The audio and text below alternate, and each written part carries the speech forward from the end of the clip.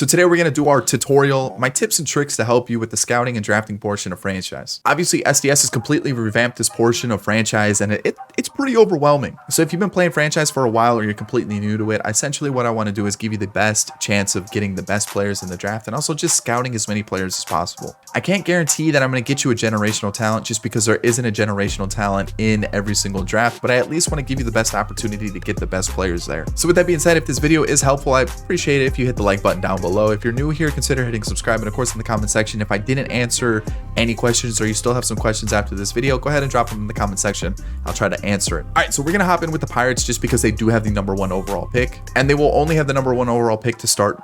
Essentially, when you start a franchise, the Pirates will always have the #1 overall pick. Once you get into 2024 and so on, the first 6 picks of the draft are done by lottery, and you won't see a lottery that's done behind the scenes. The way you'll find out which pick that you have is when you enter the scouting screen. It'll tell you on the screen what pick that you do have. So just because you had the worst record in baseball doesn't guarantee you the #1 overall pick. Just keep that in mind. I wish, or I hope, that they will introduce like a little draft lottery like cinematic that'll show you what pick that you get, but this year they don't have it, so you just gotta hope that you do get the #1 pick if you were the worst team in baseball. And when you enter franchise, you'll notice that scouting is locked, and the way that it does unlock is that every Sunday it'll open up for you, so just keep that in mind. Scouting is done on Sundays now, and when you set your plan, it is for the week.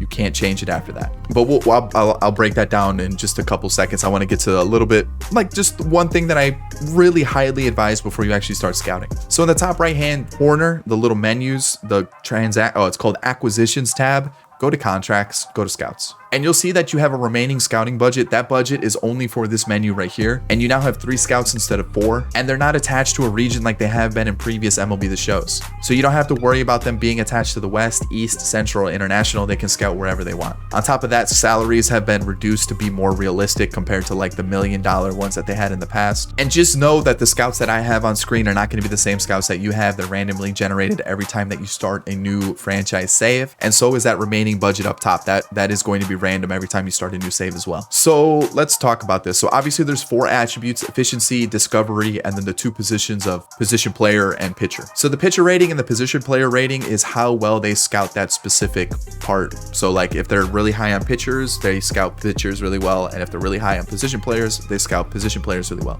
This is very important, and remember this: you want to assign.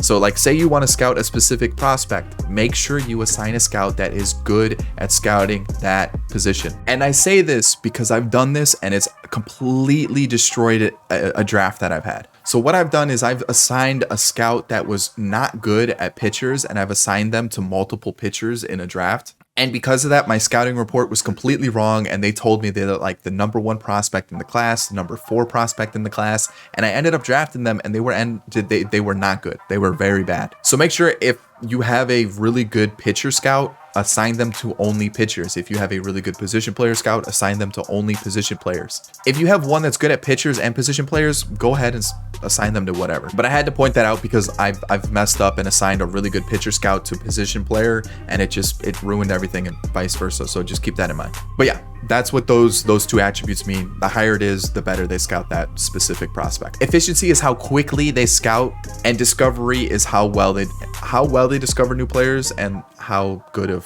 players they discover. I will say scouting has a lot of risk in this year's MLB The Show. There's a lot of uncertainty. They're calling it fog of war, and we'll point out some of the fog of war things in scouting this year as we go through the whole process. But just know that like discovery is one of those big things where like you may send a scout out to discover new prospects and they may not come back with any. So there is a chance that you just wasted that entire week. So what I will say is I do prefer having a high efficiency scout over a high discovery scout, but I prefer to try to get all 4 attributes as high as possible. So I think I've covered all the stuff besides like the remaining scouting budget. So essentially you have $37,000, or I have $37,000 to improve the current scouts that I have. So I can split it between the 3. I can spend, like 20,000 on one of the scouts. Basically, you have that sort of money to like take what you have and up it. So with my scouts here, we're gonna move down. So this $97,000 scout right here is actually pretty good. High efficiency, good pitching rating. Position player's a little low, so is discovery. So I'd probably use this scout right here, the Tyler Quinones, to only scout pitchers, and that's really about it. I wouldn't send them out on Discovery. I wouldn't let them scout position players unless I really needed them to scout position players. Henry Kelsey, I'm gonna try to replace, and then also probably Kenneth Pagan, but or Pagan, could be Pagan. Probably is Pagan, but we'll see, because I do like that efficiency rating. I do like that position player rating as well, but I do have quite a bit of money to boost up my scouts. So let's improve Kelsey first, and let's see what we got here. I'm gonna go with, let's see here. I'm gonna go with, let's see. I'm gonna take this one right here. So this, no, not this one. This one. I'm gonna improve Henry Kelsey by $22,000. I'm gonna take Brett Ozuna, and we're gonna go Brett Ozuna. I'm gonna replace Henry Kelsey, and as you can see, we took $21,000 out of our budget. And I like this one because it's a very well-rounded scout. Probably not gonna send them out on Discovery missions, but I can use them for position players, pitchers, and efficiency. Really, like, my lowest that I want to go is like 80 for a certain attribute. If they go below that, I usually don't send them out on a position player scout or a pitcher. So just, that's kind of my benchmark, is like 80 is kind of the lowest. 70 is still pretty good. Like, they'll do a fairly good job, but the higher the rating, the more accurate the scouting report is going to be. So keep that in mind. The better the scout, the more accurate the report is going to be. So that also plays into that uncertainty factor as well. So let me see if I can improve. So we've got 2 good pitchers. We've got 2 pretty good position player scouts as well. All pretty good. So I guess I've got like 15,000 left. So let's get this one, and let's replace Kenneth Pagan, and I've got $600 left, so I can't really improve them anymore. But to be honest, I'm pretty happy with my scouts. All right, so now that we've got our scouts done, let's sim to the first Sunday, and I'm actually gonna sim to the first Monday. I'm gonna show you what to do, because I've actually messed up doing this, and it's bad. So I'm gonna sim to the first Monday, and you're gonna see this little notification right here. It says, today is a day to set scouting assignments. Would you like to stop simulating? And that's because it is on Sunday. Make sure you click yes. I mean it. Make sure you click yes. And the reason I say this is if you click no, it'll skip this week's scouting assignment, and you only have 14 scouting assignments. You have 14 Sundays until the All-Star weekend, which is when the draft is now. So if you miss one of those weeks, that's a big portion of your scouting that you're gonna miss out on. And the CPU won't do it for you. So if you miss it, you miss it. So make sure you click yes if you're ever asked to set your scouting assignment and you wanna stop. So like click yes. So I'm going to say yes, obviously. And then, like I said, every Sunday, you're going to have a scouting. So scouting is set on Sundays, and it's done for the entire week. There is no more redoing your scouting every day or 2 days or 3 days. It's only on Sundays. And I know some of you may not like this, but MLB The Show felt like this was the best way to do it, where it wasn't too intensive, where people had to constantly change their scouting assignments. And it also gave you a decent amount of control into the scouting process. So since we're on Sunday, let's hop into it. And like I said, week 1 of 14. Bonus allotment is all about bonus money that when you sign a player, obviously there's that signing bonus. So for signing bonuses, we have 14 million to spread out throughout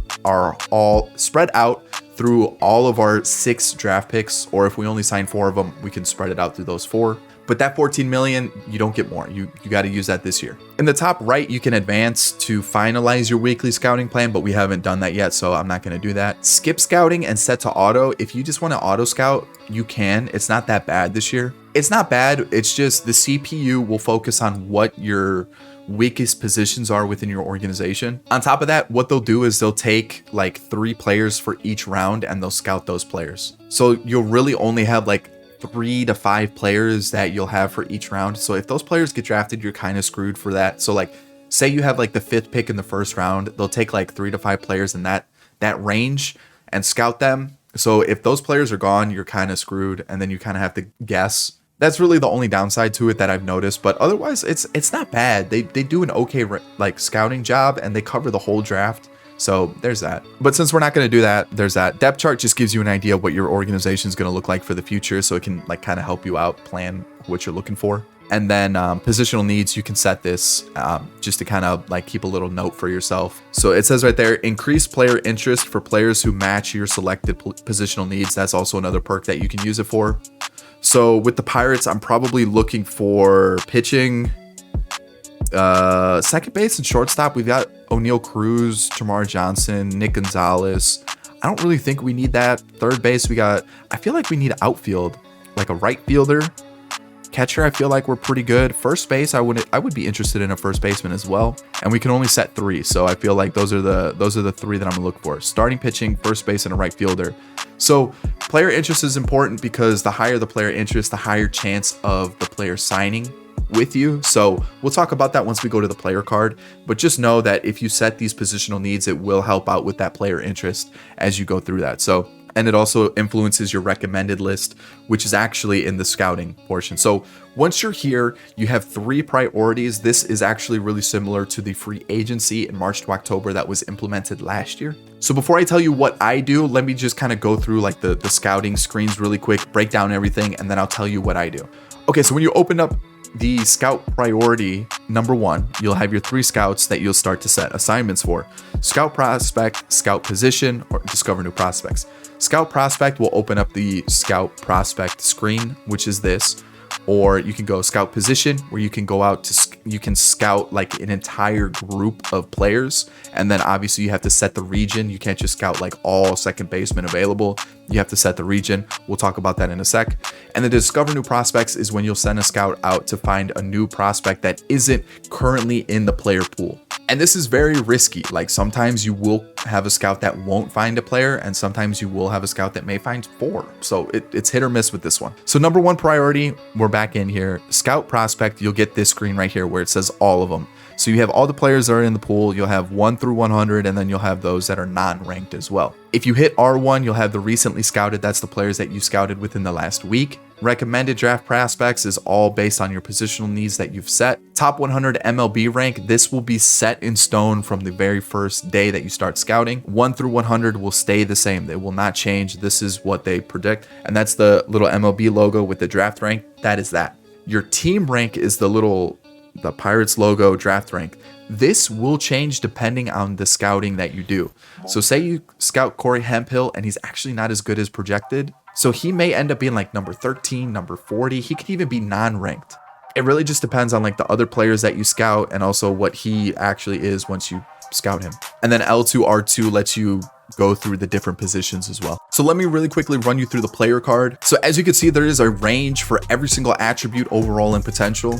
There will always be a range. That's another part of the fog of war that SDS has implemented into the scouting. The better your scout, the smaller the range can get, and also the more accurate the range is going to be. But just because you have a range, there is still a chance that the player's potential, overall, or attributes can be outside of that range. So essentially, it's kind of giving you like a little guesstimate of what it actually is. And like I said, that's kind of how scouting is. Like you can have a good idea of what a player is going to be projected, but there is that chance that they are better than what the scouted was, or worse than what you actually scouted them. The player ages for the pools have also, or like for the draft picks, the prospects have also been adjusted. So you're going to see a lot more 18 to 22 year olds, no more 23, 24, 25 year olds like in previous years. And that's more realistic. That's just kind of how the new players that are getting drafted end up being. A lot more younger players, 18, 19 year olds, a lot more high school players. You will see an occasional 23-year-old creep into the player pool as well, but a lot of them are just 18 to 22. And I bring up age because it is actually pretty important. The younger a player, the wider the range will be. And the older a player, the more narrow a player, the range will be as you scout them. I think the smallest the range can get down to is 10 overall points. So like 82 to 92, 65 to 75. And the reason when a player is younger, the range is usually a little bit wider is just because there's less opportunities to scout them, kind of like in real life. And as the player plays more in ages, that you have that better opportunity to scout them and get a better idea of what the players actually like. So that, just keep that in mind. You may see an 18-year-old with a range of like 83 to 99, and it could be within that range. And at the same time, if you don't have the best of scouts, it could also be outside of that range. And even if you do have the best of scouts, there still is a chance that it could be slightly outside that range too. Again, it just really comes down to that uncertainty factor that MLB The Show has implemented into scouting and drafting this year. And that's why I say it's very important to make sure that you have the best scouts available, and also make sure that you assign the right scout to the right position, because if you assign the wrong one, it really might hurt you. Secondary positions will come up the more you scout a player. So sadly, there are no two-way players in this year's MLB The Show. So starting pitchers, they won't have any secondary positions, but say you're scouting this third baseman. The higher the scouting progress goes, you'll start to see secondary positions pop up. Scouting progress is like obviously 0 to 100. 100% means you've scouted them the most that you can.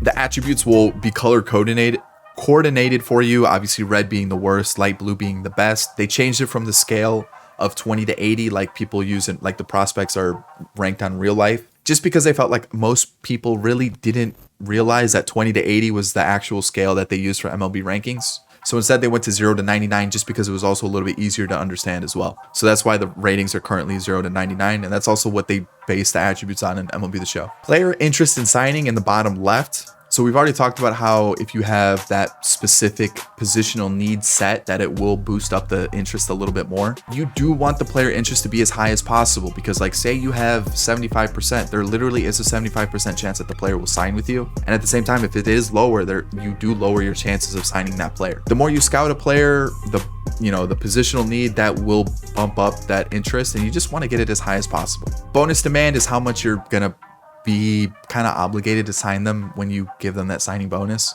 So say it says like 8.2, that's kind of the money that they're looking for. Signing motivation is like, if you're trying to sign them, what's motivating them? You're gonna have 3 options. You're gonna have balanced, which they're kind of in between the money and the whole draft position. The money is called bonus demand. I think it's called bonus demand or bonus driven. I can't remember the exact wording. Essentially, the signing motivation based on the bonus demand means that they want to be paid higher than what their slot value normally is. So say their bonus demand is like 1 mil and their signing motivation is the bonus demand, they want more than that 1 mil.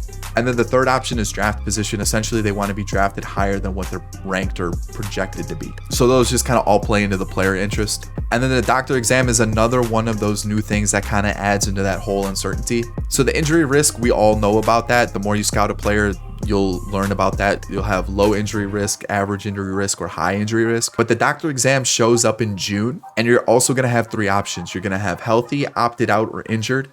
Healthy means you're fine, don't worry about it.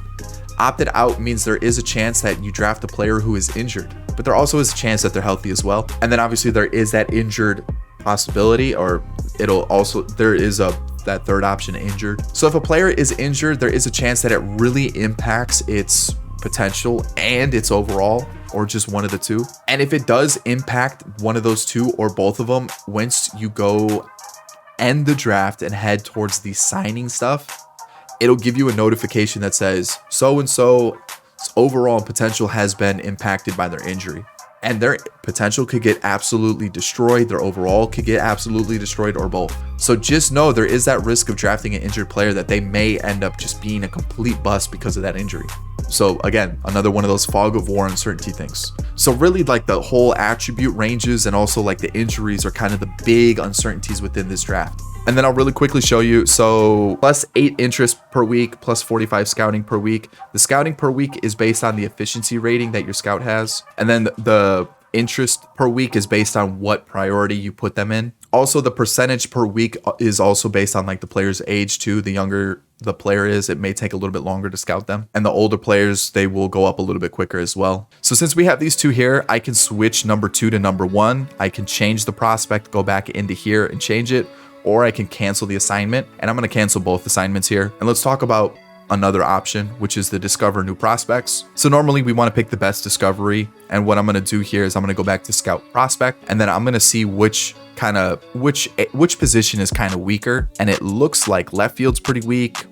We've got second base is pretty weak, and catcher's pretty weak. So I could look at left fielder, second baseman, or catcher. So what I'll do is I'll pick infield, I'll pick a region, and just confirm it. Again, you want to set the scout that has the best discovery rating to this. And as you can see, it says up to 3 players discovered per week. If it had a higher discovery rating, it could go up to 4.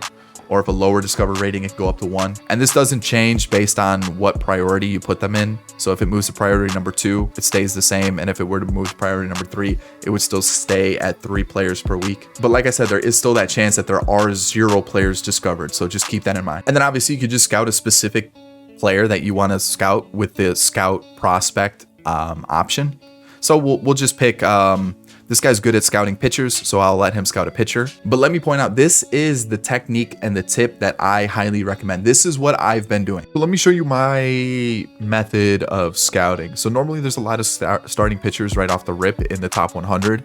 And just in general, there's usually a lot of starting pitchers in the scouting pool.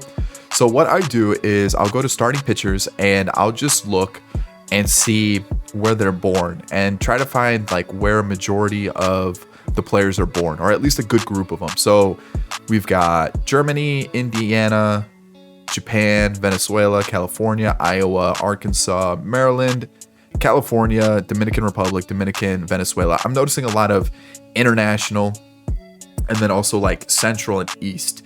So we'll start with international. What I'll do is I'll go to priority number 1. I'll pick my scout that I have like the highest pitcher and efficiency rating, which is Ozuna. I'll do scout position, and then we'll go starting pitcher, international, and I'll confirm that. I'll go to priority number 2, and then we said that there were a lot of like central and east, right? So what I'll do is I'll scout position, starting pitchers, and then we'll go with east on this one because he's good with pitchers. He's got high efficiency, and then also we have a good group of east pitchers. So let's do that. And so as you can see, they're gonna stay the same. It's always gonna be +2 interest per week and +10 scouting per week. So then with my third scout, what I'll do is he's good at position players. So I'll just go to like top 100 for team rank, and I'll just find the highest rated position player that week.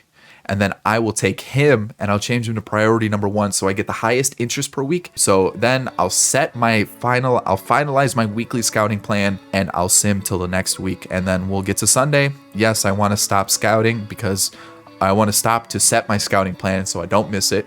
Gonna go back into scouting, and as you can see, he's 21 years old, so I got a higher scouting boost. I was able to scout him faster, and as you can see, he's the 3rd ranked prospect. He stayed the 3rd ranked prospect in our organization. I'm gonna cancel that scouting assignment just because we're done with it. I don't need to scout him anymore. And then as you can see, they've scouted 32 for the second guy and 22 for the first guy. So there's that. And I'm gonna leave this for like 5-6 weeks, right? I'm just gonna let them accrue that 10% scouting interest on all those players for the next 5-6 weeks. So they'll get up to like 60-70%. And I'll just leave this, and I'll leave it, and I'll leave it. And then I'll keep with this scout, and I'll just find a new position player, move him back up to priority number 1, and finalize the week. And then we'll go to the next week. Same thing. I'll see what happens. He's at 77%. I'll leave him there, finalize the week. Boom. Next week, let's go. And then I'll just keep doing this, and we'll go back into scouting. He remained the 6th best one. I'll change the prospect. We've got this guy, Giancarlo Rosales. Boom. And then usually by week 5, I'll end it. So we'll go like first week of May, and yes, I'll stop the scouting, go into scouting, and then he's actually number 1 now. But I'm gonna cancel this assignment, cancel this assignment, cancel this assignment, and now let's just hop into the scouting process. So as you can see, we have our team rank, and these have changed. You know, you can see this guy was ranked 20th. We've scouted him a little bit. Now we think he's number 3 in the class, right? This guy stayed 5. This guy was originally 3. He moved to 6. This guy was 6th, moved to 7th. And then we see some of these pitchers, and if I click R2, you'll see some of these pitchers have changed their ranks, and some of them have actually fallen or changed and just kind of moved down the ranking. So that's happened. But MLB, you can kind of see is 1, 2, 3, 4, 5, 6. That doesn't change at all. So the team rank does. So we've scouted these players, and there's also some players that we haven't scouted. So we didn't scout the central. What I could do is I could go back into it, scout position, scout central with my, and then go another 5 weeks with just this guy scouting central, starting pitchers. That's what I do. I like to scout positions. It gives me the most players scouted in 1 week, and also just however many weeks I want to do it. And that's my technique. That's what I've been doing to scout as many players as possible. If you're scouting individual players, what I like to do is I try to focus on players that are projected to be around my pick. So if I have the number 1 overall pick, obviously I'm going to just focus on the best players possible. But say I've got like pick number 20, I'm not going to focus on the players that are like top 5, because realistically, they're not going to fall to me in the draft. But I will say doing this like group scouting is actually pretty helpful. And the reason I say that is if I scout prospect, we go back to pitchers, and let me see if I find one that, oh, we did. This guy was not ranked, and we currently have him at 72. So that guy's potentially a diamond in the rough, right? He wasn't projected to be a good pick, and we actually think he's the 72nd best player in the draft. Or we have this guy who's projected to be number 20. He could be the 3rd best player in the class. So there's a chance that there is a player that's actually really good, and there's someone who's like this who was projected to be the number 1 pick and fell to 13. There's a chance he could be projected to be number 1 and fall to like number 50, and that's a bust. So just keep that in mind. This is actually pretty helpful to find those changes in what they actually are within the class. And that's just kind of why I've been doing this, is because it allows me to scout the most players the quickest. So since we've got Central scouted, what I'm going to do here is I'm going to send Quinones on just whatever pitchers we haven't finished scouting and just kind of finish up the job. That's kind of his priority from now on. And then my 3rd scout, I didn't set anybody to discover new prospects just because I don't like doing it. I find that like maybe 1 prospect that ends up being like draftable, maybe 2, maybe 3, but realistically, I'm usually striking out on them. And I don't want to discourage you all from discovering new prospects.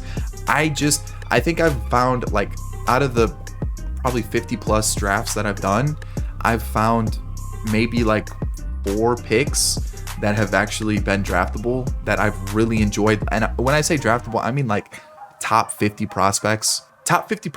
So like maybe 4 or 5 out of the 50 drafts that I've done, which again, there's a chance that you end up finding the number 1 pick in the draft if you discover a new prospect. So what I'll do is I'll discover a new prospect. Let's discover a new outfielder from the international region and let's see what happens. And then I'll make this guy number 1 because I want the highest interest and highest scouting percent per week.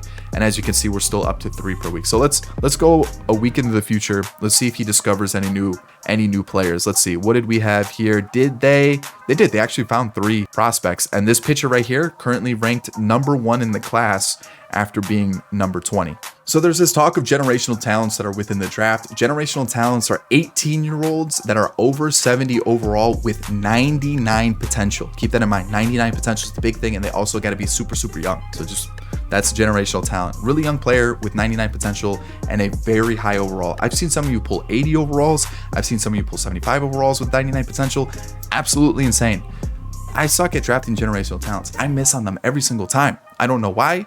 A lot of the time it's just because I am focusing on starting pitching, because I find starting pitching to be very, very, very, very overpowered in this year's draft. You can get some really, really good starting pitchers. And when I look at starting pitchers, because I do sim a lot, the attributes that I look for are hits per 9, walks per 9, and pitch control. Obviously, you want the per 9s to be as high as possible, but those are the 3 that I usually look for. And then when I'm looking at hitting, I'm looking at contact, vision, and discipline. Those are the main ones that I'm looking for because I sim a lot. If you play a lot, I find that like if a player plays well, rock with them. That's the big thing. But yeah, vision, discipline, and the contact numbers are kind of the big thing that I'm looking for when I sim a lot in franchise. All right, so since we've canceled or we've done that scouting, let's go see which prospects we scouted. So here's the outfielder, Mariano Nieves. He's currently not ranked. We just discovered him, and they're projecting to be the 30th best in the class. So let me cancel everybody here. Let me make sure I get my best position scout. And let's go to that recently scouted, and let's get that Mariano Nieves. This could be a guy who ends up being an absolute beast. He's 18. Maybe he's a generational talent. We're going to stick with that central scouting mission. And then this one is also going to just start scouting any starting pitching in the top 100 that I haven't completed yet. So this guy here, and then we'll bump him up to priority number 2 to get that highest interest. Make sure you get as high of interest as possible because you want those players to be interested in signing with you if you do end up drafting them. So let's get to the end of the scouting process. What I'm going to do is I'm just going to keep scouting individual players. This guy's done 100%. I'm going to change the prospect to another position player.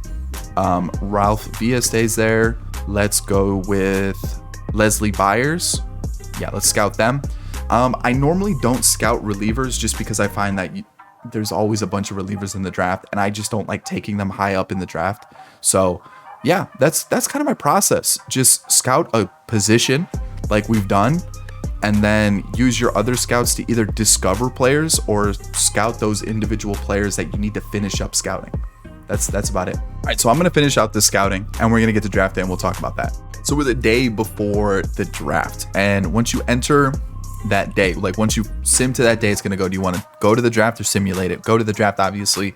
And before you actually enter the draft, you can add some prospects. And since we have the first pick, I like to just kind of look through and figure out which players I do like. So there are Bust Logic and Diamond in the Rough Logic, like I've mentioned. Bust Logic is a player that was like projected to be super high in the draft, end up not being that, or you know, obviously they get injured, they're bust. Or Diamond in the Rough, where we had, let's see, like that number 20, he's projected to be number 20. He's the second best player in the draft, right? Who else would be like kind of like a diamond in the rough? This one, we discovered him 14th best player in the draft, right? That's crazy. That's absolutely insane. And like I said, I was even trying to talk down discovery. We ended up discovering one of the best players in the draft. So there's that. We've got this guy right here. Looks pretty good. He's 11th, 16th, not ranked to 18th. So there we go. Let's see if I can find one that's like kind of a bust. Let's see here. Let's see. Is there one that is a little bit of a bust? I guess it would be more for the all category, where I scouted them quite a bit. And oh, I guess I could go scouted. Let's do 67 to 127. He went not ranked. 46 to 100. Did one really drop though? 23 to 82. Wow, dang. So that's a little bit of a bust, indeed. Okay, so you can see 19 to 65. There's another one. But yeah, there's definitely some diamonds in the rough. 47th best pick in the draft. But like I said, since we're about to head into the draft, I could kind of pick whoever I want here.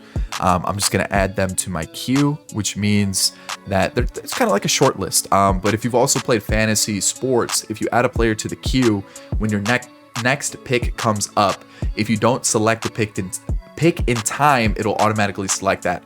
So that's what your queue is. If you don't pick somebody in time within the time that you're given, it'll just automatically pick them. So let me just add them to my queue. And when we hop into the draft, the first 3 picks get a little bit of an animation. They give a little like, "Ooh, look what happened. Look who got picked." But yeah, once you get into this screen, your picks are 4 minutes long. You get 4 minutes to pick your pick. If you don't pick within those 4 minutes, it's automatically picked for you. So keep that in mind. CPU picks are 10 seconds. All right. So like I said, we haven't started the draft yet, so I have as long as I want. But once you click that start draft, the timers do start. I don't know who I want. So there's that. I could go with the pitcher, who has super high interest, 64. 73 is like really good interest. We've got Hemp Hill, who again was ranked number 1. We have him at 3, which is still very, very good. But as you can see, 18 years old, he's got a little bit of a wider range compared to someone who's 21, who's got a little bit of a smaller range. Let me see if I've got somebody that's like 22 or something that we scouted completely, and we have like a small range. Like this one, we have the potential's 5, the overall is 10, right? And he's 22 years old, so the range is a little bit smaller. And I'm trying to see if there's potentially someone that could be a generational talent, and I don't really see one off the rip that's like high up on the rankings. I guess Corey Hemphill might be. Could be. Let me see if there's another one that we might have a chance at a generational talent. I guess Nieves could be. He could be. Because like I said, there is a chance that a player could be outside of that range that you scouted. So Nieves could be. Let me see his stats. Maybe. I'm going to keep an eye on him. But what we're going to do here is we're just going to take the best player available that I think is the best player available. And I think it's going to be Hemphill. I know we have him at number 3, but I do really think he is like the best player available. I really do. I think he is. Higgins is not bad either. But really, at this point, it really comes down to personal preference. Once you get to the draft, I would just say pick whatever you like. But as you can see, the doctor exam, it says opted out. It's always going to be in blue. Injured is going to be in red, and healthy is going to be healthy, right? The age is there, all that stuff. Like I said, that thing does appear in June. Every player will have that. You don't have to scout the player for that. It'll just pop up in June at some point. And as you can see, some players have secondary positions that we've scouted. And then let me see if I can find a player that we didn't scout. We don't have their secondary positions. Let me find one. So like unknown, but because we scouted, let me see if we can find one that we scouted that actually has secondary positions. Of course, none of them do. Oh, here, the shortstop, he has secondary positions. We didn't scout this guy. We don't know their secondary positions. So there's that. Now it just comes down to personal preference on who I'm going to take. Maybe Nieves will follow us. So instead, we're going to take Hemphill. I'm going to take Hemphill. Yeah. I want to see what this guy's rating's all about. We're going to take Hemphill. Let's start the draft. And as you can see, the timer has started. So let's go and let's take Hemphill and let's draft him. Here's the animation. Like I said, the first 3 picks of the draft will get this little animation screen. And then after that, the only time you'll see the screen is on your picks. So here's pick number 2. That is going to be the Nationals. They chose, who is this? Is this Rosales? So the number 1 overall player, 21 years old, going to be a little bit higher rated. Looks pretty good. Looks pretty solid. And then number 3 is going to be the Tigers, and they chose, that's is that Holman?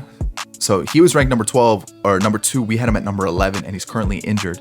So there's that. So now it's just 10 seconds. You can add more players to your picks if you'd like, to your queue, I should say. But yeah, basically from here on out, it's the clock is rolling. The clock is rolling. The clock is rolling. And if you press start, you can sim to your next pick or sim the rest of the draft. So there's that. But yeah, so these picks are going. You can kind of keep up with everything. So far, the player that I want, this guy, is still available.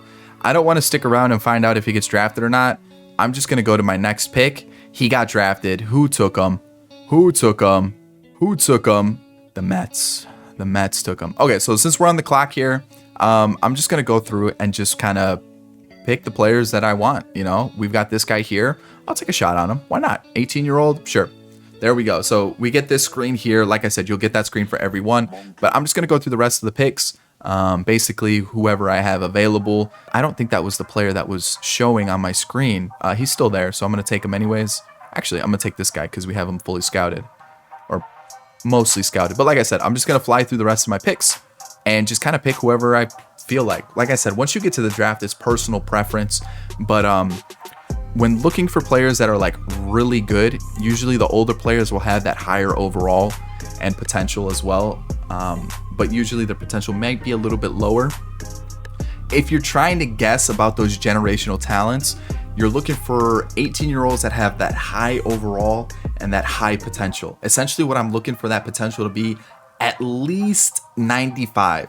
Because like I said, it can be outside of that range. So I'm looking for it to be around that 95 mark or higher, because there is that chance that they have 99. So again, it's a big guessing game once you start drafting players, unless you draft them and you scout them and you know that they're a generational talent. So here we go. Let's finish it up. We'll draft this guy. And now that the draft is going to be over, we're going to exit the draft. And now it's the signing process, which happens every 3 days. So now that the draft is over, I'm just going to sim day by day. And the reason I sim day by day is because sometimes it'll start 3 days after the draft. And some days it'll start like right now. It's been 2 days after the draft. I got the notification that today is a day to sign draft picks. So I'm going to back out of the menus and I'm going to go to sign draft picks. And right now we have these 3 priorities again. What we can do is we can add picks here, right? And you're going to see +3 interest, +10 scouting. So if you didn't finish scouting a player, you can still scout them in this process. And you can also gain interest in a player, or a player can gain interest in you. So we're gonna add a little bit more interest. You have to have a minimum of 50 interest to offer them a contract, unless it is the very last day to sign players, which is August 31st. If you hit August 31st and they don't have 50% interest, you can still offer them a contract. Just know that that chance of signing with you is pretty low. So right now I literally have 70% chance of signing Hemphill, 62 to sign Hinson, and 65 to sign Stone. So I'm going to leave it. If I click on the name, I can offer them a contract, or I can move them around, or I can remove them. I'm going to leave it as is. I'm going to go to the top right hand corner where advance is, and I'm going to finalize my 3-day plan. If I hit skip signing and set to auto, the CPU will handle this for me, which is helpful. But if you want to know how this works, let's do it this way. So finalize the 3-day plan. I'm going to sim literally 3 days. We're going to go 2, 3, and you'll get another notification saying today's the day to sign your draft picks.